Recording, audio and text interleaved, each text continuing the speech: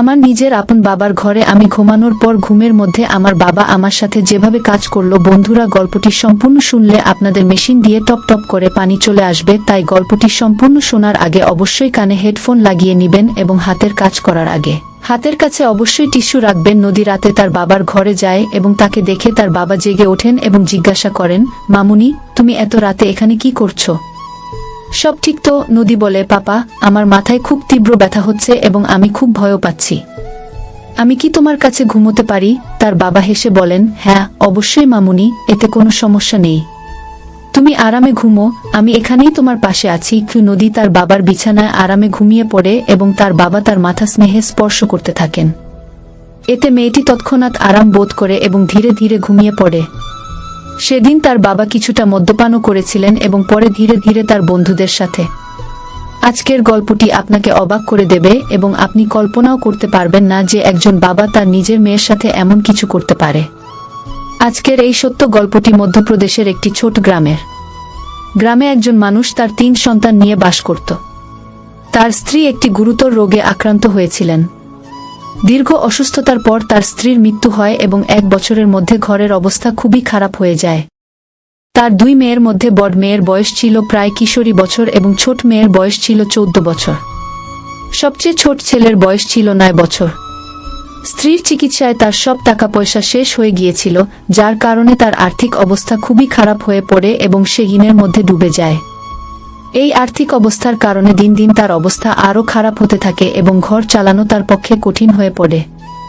বাচ্চারাও তাদের মায়ের স্মৃতিতে নিঃশব্দ ও বিষণ্ণ হয়ে পড়ে।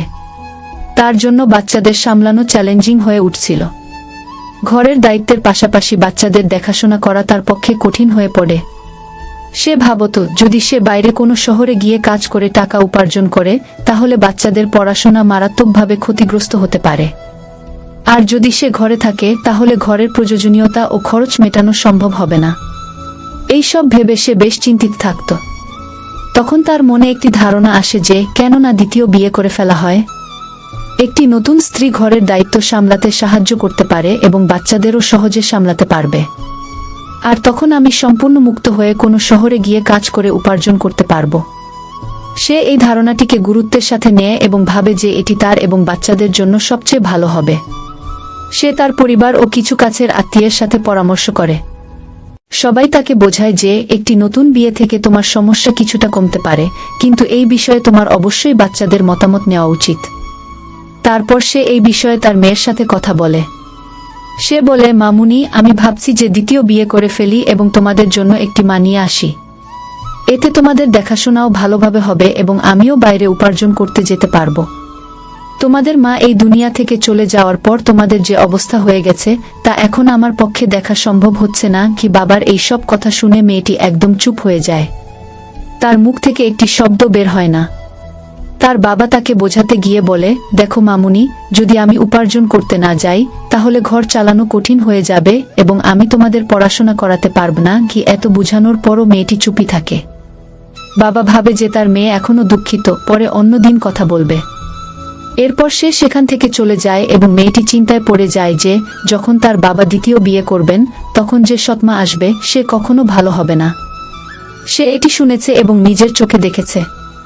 সে ভাবতে থাকে যে এখন তার বাবা তাদের সবাইকে খুব ভালোবাসেন। যদি তিনি দ্বিতীয় বিয়ে করেন, তাহলে সৎমা তাদের উপর অনেক অত্যাচার করবে এবং বাবাও তার পক্ষ নিতে শুরু করবেন। সেদিন মেয়েটি সারারাত ঘুমোতে পারে না এবং সারারাত এইসবই ভাবতে থাকে। যখন মেয়েটি পরের দিন কলেজে যায়, তখন পথে তার একটি বন্ধু মনিকা তার সাথে দেখা করে, যে তার সাথে কলেজে পড়ত। নদী তার বন্ধুকে তার বাবার দ্বিতীয় বিয়ের সব কথা বলে, যা তার বাবা তাকে বলেছিলেন। তখন মনিকা বলে, এটি খুব ভুল হতে চলেছে। যদি তোমার বাবা বিয়ে করেন, তাহলে তোমাদের উপর একটি বড় বিপদ আসবে। সৎমা সম্পর্কে তো তুমি শুনেছি যে তারা কেমন হয়। তোমার বাবা এই বিয়ে তোমাদের জন্য করছেন না, তিনি তো তার শারীরিক সুখের জন্য করছেন। তার তো শুধু তার জন্য একটি জীবনসঙ্গী চাই, যে তার শারীরিক ইচ্ছা পূরণ করতে পারে। তোমার বাবার শারীরিক ইচ্ছা তাকে খুবই বিপদে ফেলছে, এই কারণেই সে দ্বিতীয় বউ। তুমি কি কখনো ভেবেছ যে তিনি তোমার জন্য বিয়ে করতে চান? তিনি তো শুধু নিজের ইচ্ছা পূরণের জন্য একটি মেয়ে চান। নদী তার বন্ধু মনিকার কথা শুনে খুবই বিব্রত বোধ করে এবং নদী মনে করে যে তার বাবা অবশ্যই বিয়ে করবেন। তখন মনিকা বলে, আমার একটি আইডিয়া আছে, যদি তুমি পারো। নদী বলে, তুমি আমাকে বলো, আমি আমার ভাই বোনের জন্য যা কিছু করতে হবে তা করব। তার বন্ধু মনিকা বলে, তোমার বাবা শুধু দেহ চান, যদি তুমি তোমার বাবাকে দেহ দিতে পারো তাহলে তার আর বিয়ের প্রয়োজন হবে না এবং তিনি আর কখনো বিয়ের কথা ভাববেনও না। তারপর নদী এই কথা গভীরভাবে ভাবতে শুরু করে এবং এই সিদ্ধান্তে পৌঁছায় যে তাকে যা কিছুই করতে হোক না কেন সে কখনো তার ভাই বোনকে ধ্বংস হতে দেবে না। এখন নদী স্থির করেছে যে কোনো মূল্যে সে তার বাবার বিয়ে হতে দেবে না। কলেজ থেকে ফেরার সময় তার সন্ধ্যা হয়ে যায়, কারণ সে কলেজের পর তার বন্ধুর সাথে অনেকক্ষণ কথা বলছিল। তারপর সে বাড়ি এসে খাবার বানাতে শুরু করে এবং তার ভাই বোনকে খাওয়ানোর পর তাদের নিজ নিজ ঘরে ঘুমাতে পাঠায়। পরে সে নিজেও খাবার খেয়ে তার বাবার বিছানায় শুয়ে পড়ে। কিছুক্ষণ পর সেই মেয়ের বাবা আসে। যখন সে দেখে যে তার মেয়ে তার বিছানায় শুয়ে আছে, তখন সে তাকে জিজ্ঞাসা করে, মেয়েটা, কি হয়েছে? তুমি এখানে কি করছো?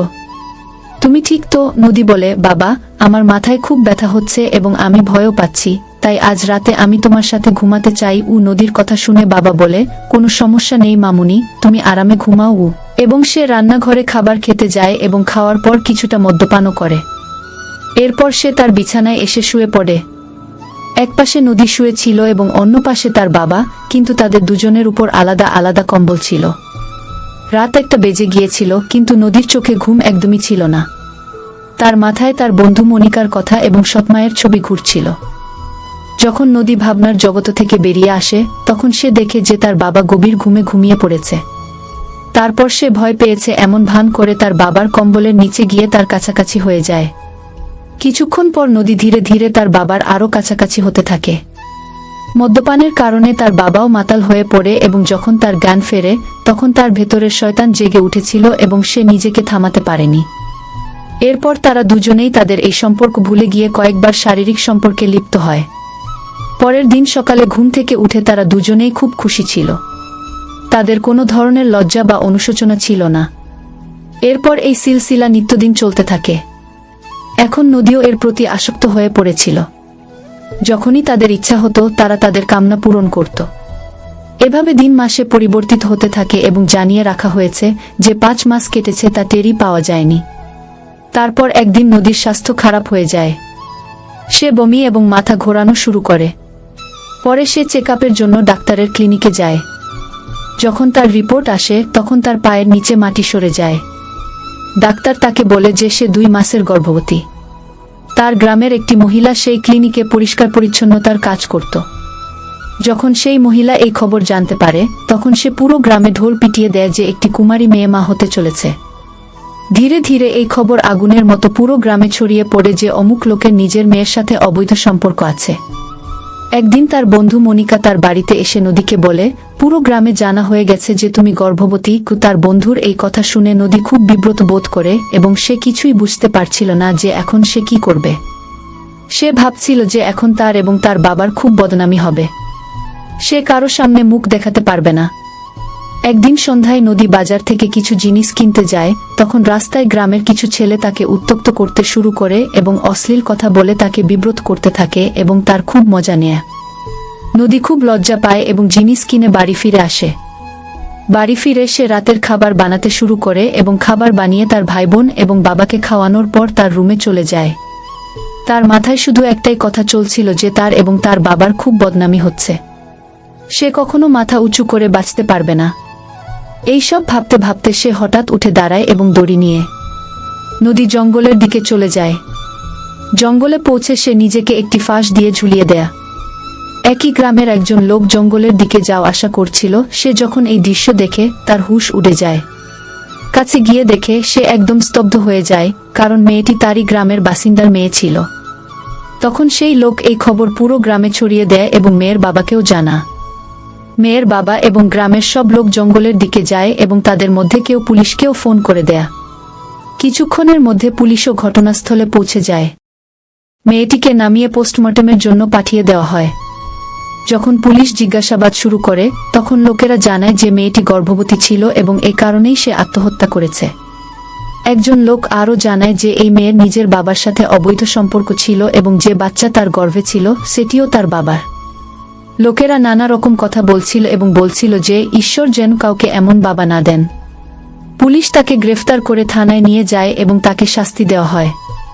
বন্ধুরা, ভিডিওটি যত বেশি সম্ভব শেয়ার করুন যাতে মানুষ এই ধরনের ঘটনা সম্পর্কে সচেতন থাকে।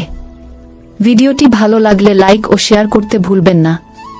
এমনই মনোমুগ্ধকর গল্প শোনার জন্য চ্যানেলটি সাবস্ক্রাইব করুন। ধন্যবাদ।